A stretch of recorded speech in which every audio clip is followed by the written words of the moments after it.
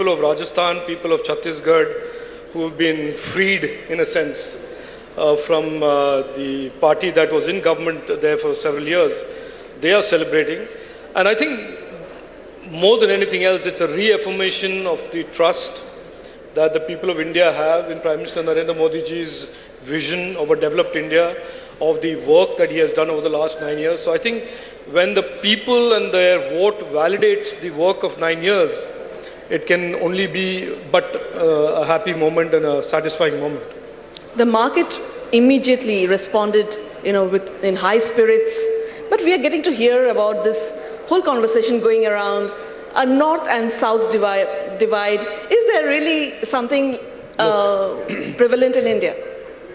Look, I always say, one of the things that we discuss a lot about is fundamental rights. And I always say that while we have so many fundamental rights in our constitution, it is also a fundamental right to be a political dimwit.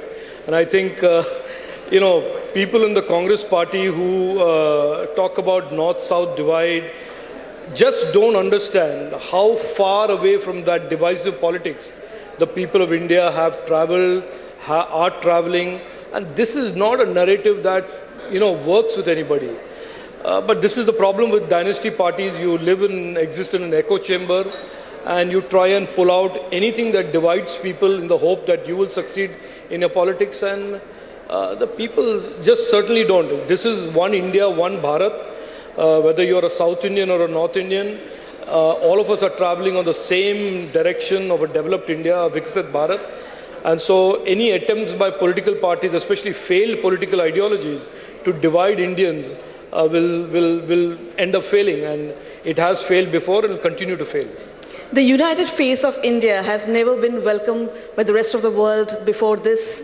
India is portraying a very strong picture. In fact, there couldn't have been a better time to host an economic summit. The economy is growing, it's on steady keel, and the numbers are phenomenal.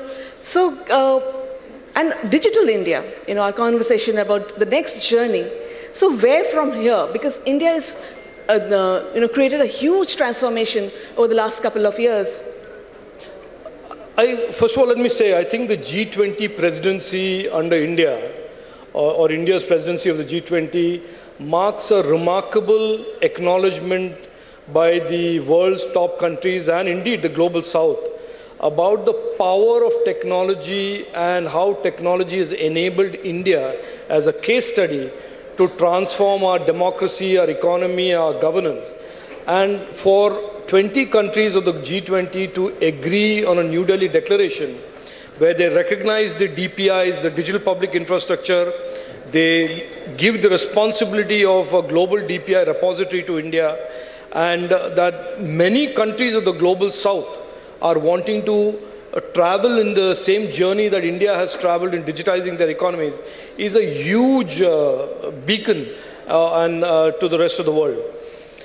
So for India, which has traveled the last 9 years since 2014 on this dramatic and very fruitful and very successful journey of digitization, I think if you ask me what is Digital India 2.0, it is really doubling down and accelerating even further the digitalization of government.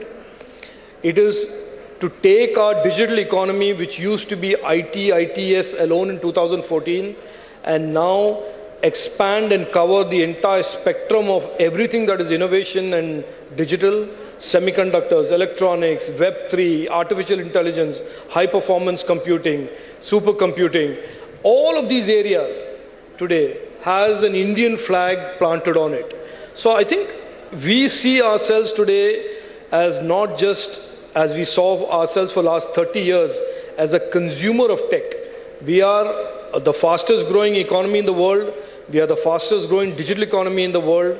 But going forward, as the Honorable Prime Minister said, the next decade, which is the India decade, a decade of technology opportunities, will see our innovation ecosystem expand and deepen in a way that is unprecedented. And we will go from the current levels of $400 billion to $1 trillion by 2026. So I think we are in a state of steady climb. And I would argue that the slope of the growth will continue to increase in the next 3 to 5 years.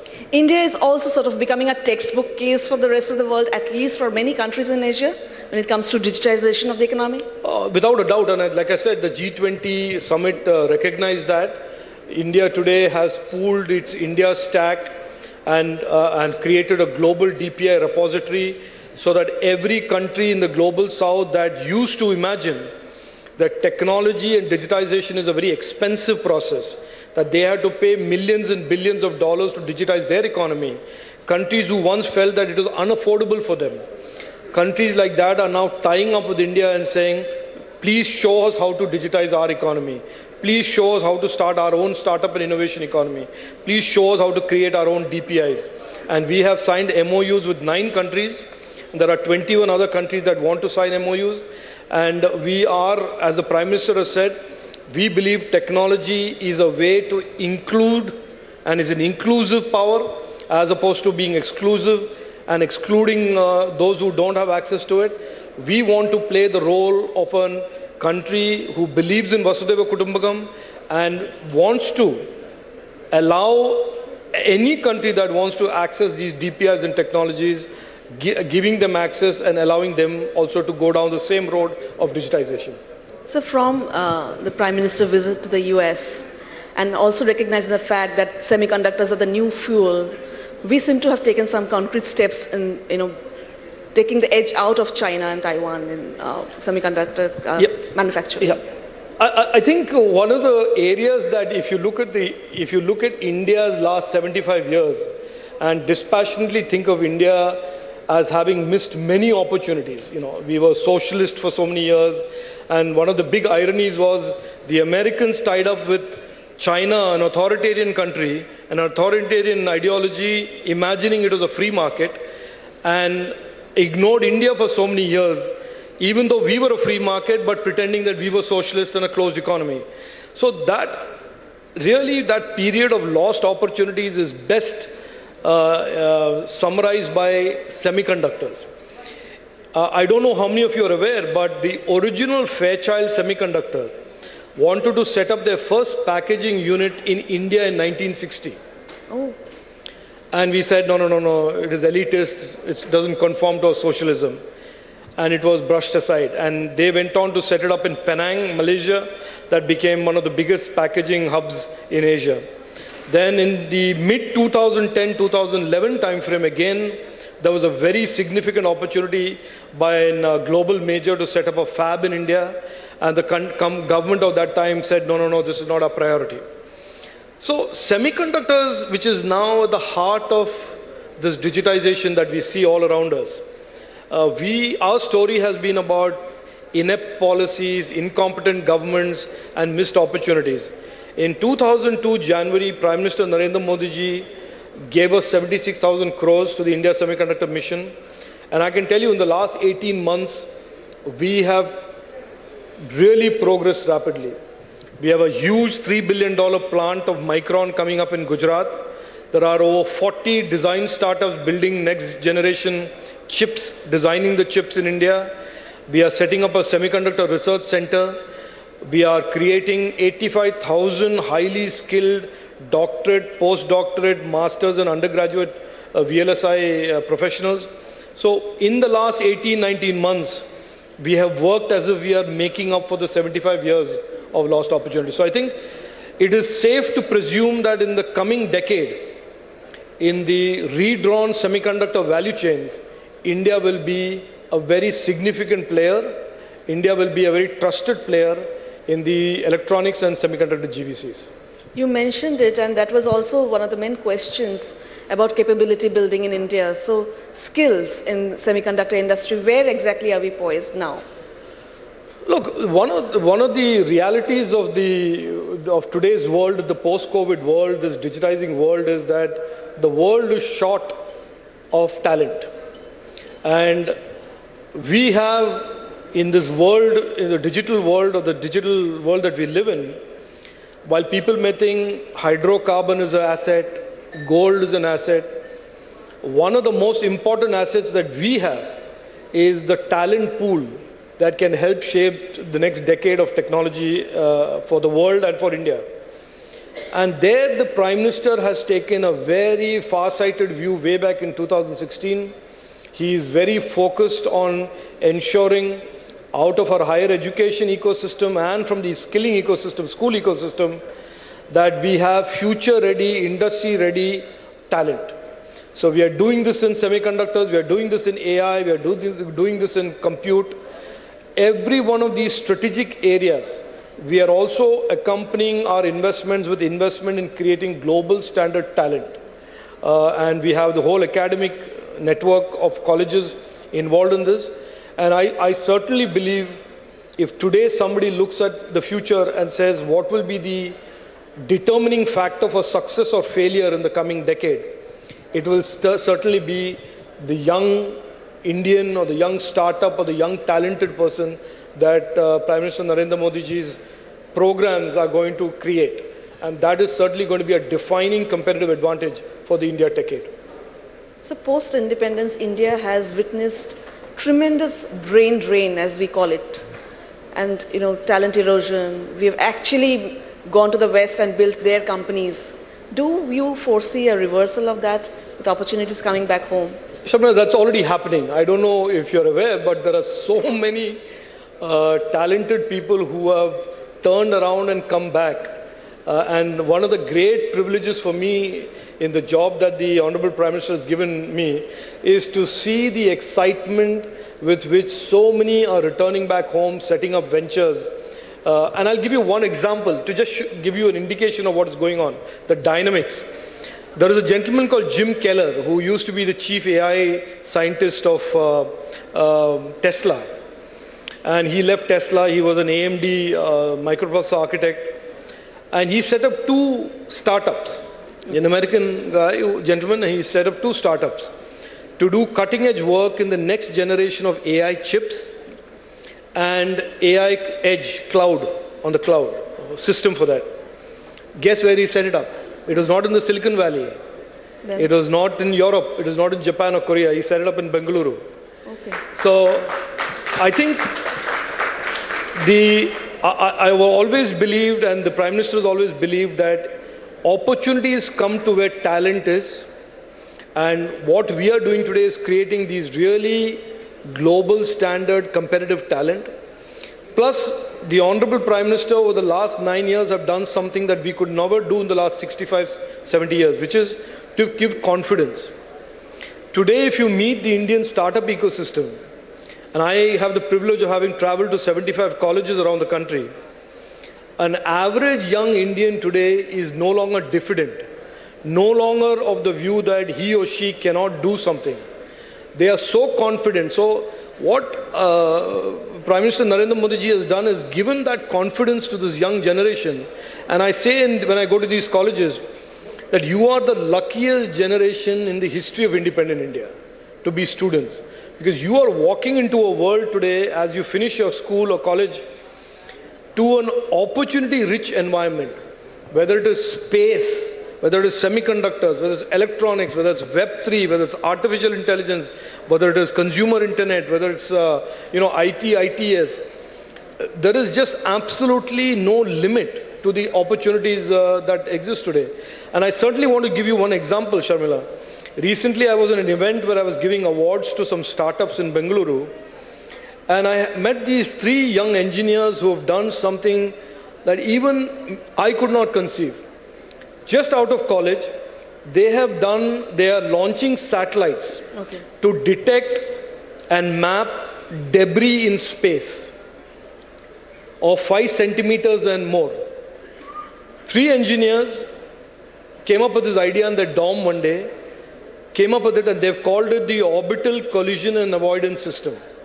So we are now no longer just tinkering, no longer just the back office, no longer just playing on the consumer internet. We are fairly and squarely in the midst of a big expansion in deep tech capabilities.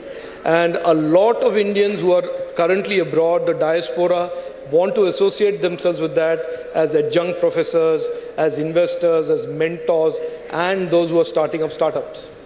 So the flip side of a very accelerated growth in technology is, of course, the mal-use of it. So we are getting to see a lot of controversy around deep fakes. Are we prepared to tackle all of this? No, I think that's a very important question. I think the narrative of tech has always been that tech is for good. Yeah. And for those like me who are old people who have been involved with the internet in the early days, it was always seen as a utopian space which would connect people, do good. But the last 10 years, in particular the last 7-8 years, we have also seen the proliferation of harms and criminality. Yes. So certainly now, as we look to the future, as the largest connected nation in the world with 830 million Indians using the internet and a 1.2 billion by 25-26, we are certainly signaling to the world that we think there ought to be guardrails and principles of regulation of the current internet as well as what is emerging in terms of AI and Web3, etc. And those principles are openness, i.e. the internet or any technology should not be controlled by one entity or one country. Safety and trust, that it should not be, no technology, no platform should cause harm, should enable criminality. And the third is accountability, that all platforms must be today legally accountable for the safety and trust of the users of that platform. So this is our Prime Minister's view from 2021. And I'm happy to tell you that countries like the US, countries like UK, countries around the world are now aligning to it. In the recent AI summit in the UK, the entire conversation around AI was about safety and trust. Now, I don't want to copyright those two words and say you've stolen it from India, but certainly it is quite clear that the countries of the world who otherwise were not interested in regulating tech are also aligning to India's leadership, India's thought that tech must always be safe and trusted. Whether it is AI, whether it is social media, whether it is any other platform, that safety and trust of our digital nagriks is something that we will never allow any platform to compromise with. So the big discussion about AI, does a country like India really need to be worried about automation yet? How far are we from, as compared to anywhere else when it comes to?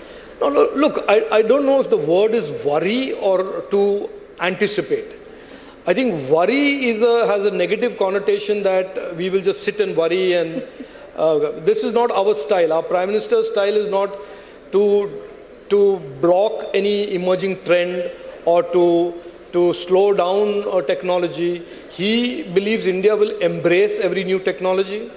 He has recently given a statement that he wants AI to be deployed in a way that it will help every citizen, every community, every segment of our economy, our digital economy, but that it should be done safely, with safety and trust. So our view on this is that AI is simply the biggest invention in our times. And we don't like to demonize AI, but we want to deploy AI for the benefit of our people as we have deployed the tech for the last 9 years. We will deploy AI and create models, and we'll create solutions in healthcare to better deliver agriculture, security, language translation, in many, many areas that we have identified. But we will certainly make sure that no harm can be caused. So that is one broad premise. Now, on the issue of whether AI will disrupt the job market and the workforce as it exists today, the computer did, the internet did, AI will.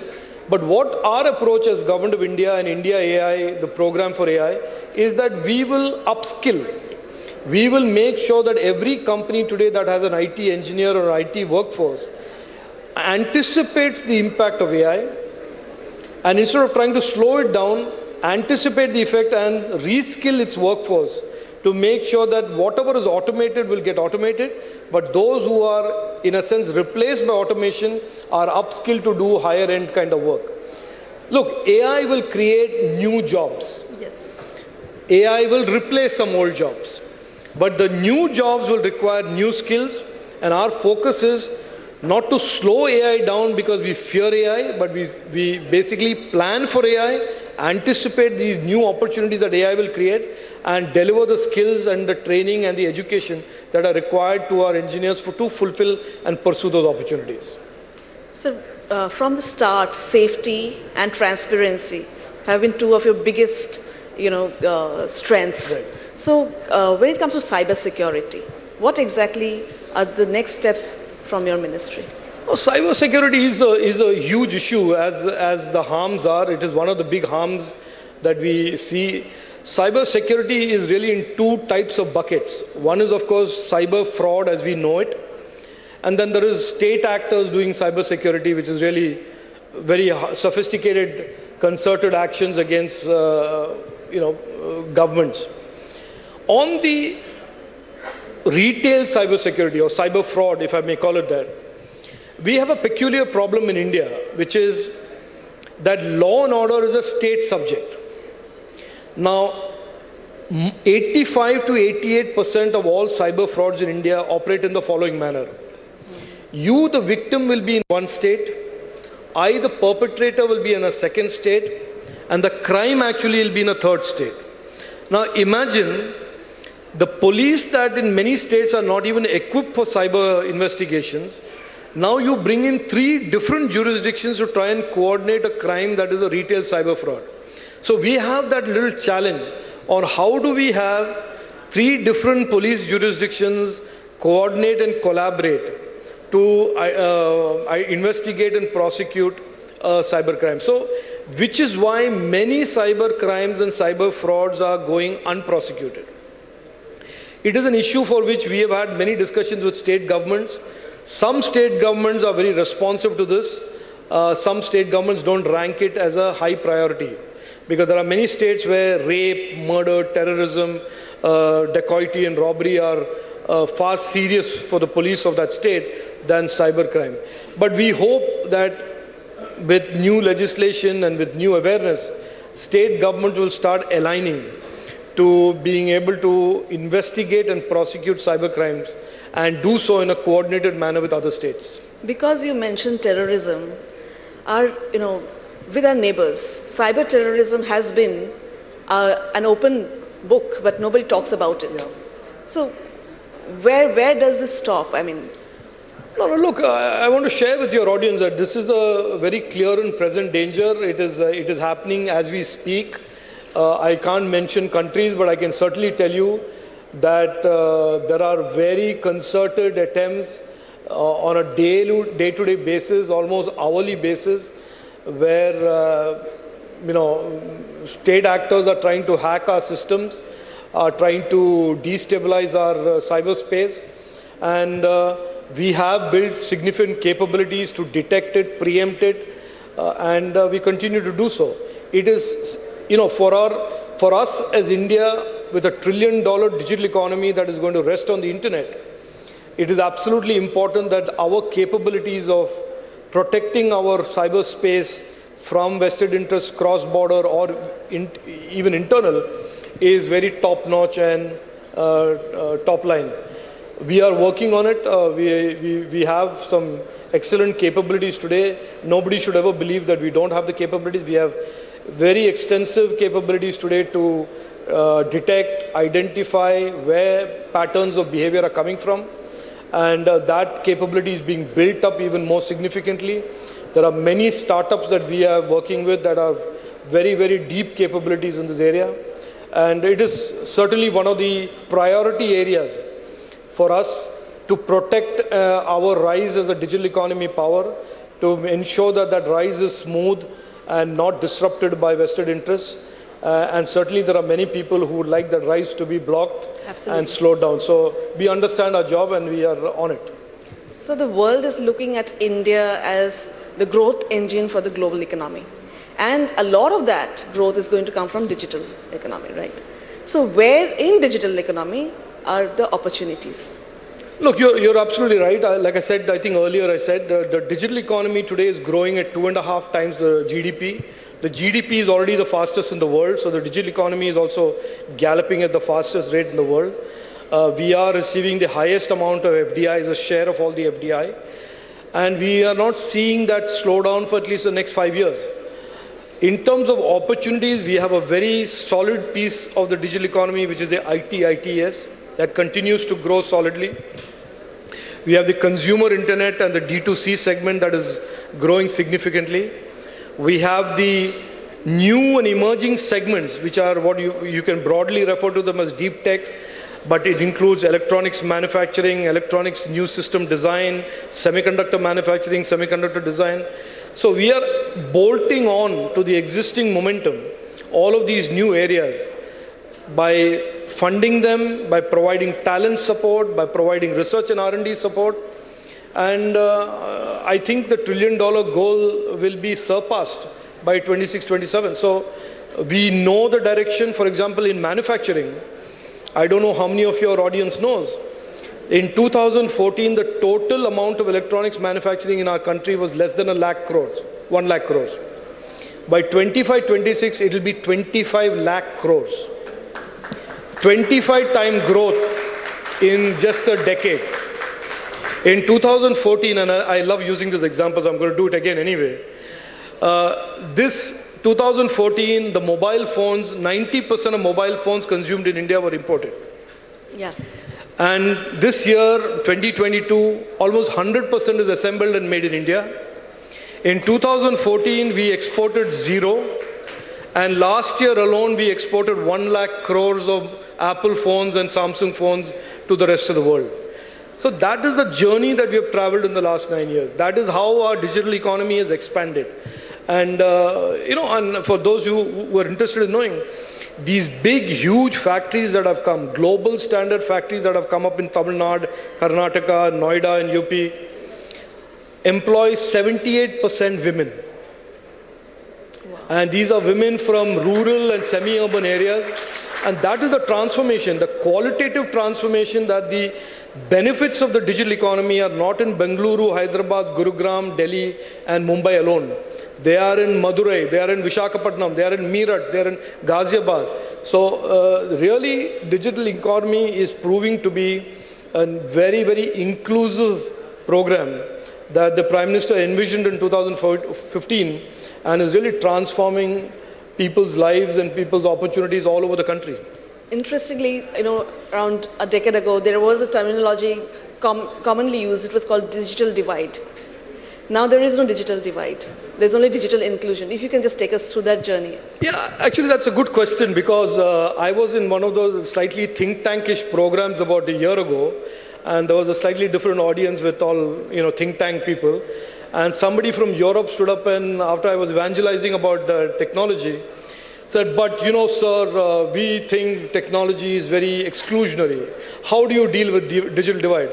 So I said, Mr. So-and-so, if you come to India, you will see how the Prime Minister has used technology to be a power of inclusion. That people who are outside the realm of government and governance are connecting to government today because of technology. And I will share an example with you. Just some months ago, I traveled to a remote district in Nagaland, 9.5 hours by road from the airport, and I reached the community center. And first of all, they told me that I was the first minister they were seeing after 65 years. So 9.5 hours, obviously not very many ministers like that journey. Then I asked them, how many of you have digital identity Aadhaar? All 700 members in the community hall raised their hand. How many of you receive your subsidies and how many of you have JDY accounts? All of them raised their hands. How many of you receive your subsidies and benefits on the phone? Everybody raised their hand. So imagine this district, this community who hasn't seen a minister for 65 years, far removed from the mainstream of governance, is still connected to the government and all the programs and benefits because of technology. If that is not the power of inclusion, what else is? So when I explained it to the gentleman, of course he sat down and then probably changed his think tank and moved to another think tank. But that is the basis. We have demonstrated to the world how technology can transform the lives of those who have for many decades and years been excluded and been far removed from government. And that is Prime Minister Narendra Modi ji in 2015. He said, my first objective out of tech is not to create billionaires and to create unicorns, but to transform governance, to transform democracy and transform the lives of 1 billion Indians. And he certainly has shown that India is a case study where technology has achieved that. It's a good day to be an Indian. It is a good day, it is a good year, and I think it's going to be a good decade. It was a good 10 years, and it will be a good 10 years going forward as well. Thank you so much. Thank you. Thank you very much.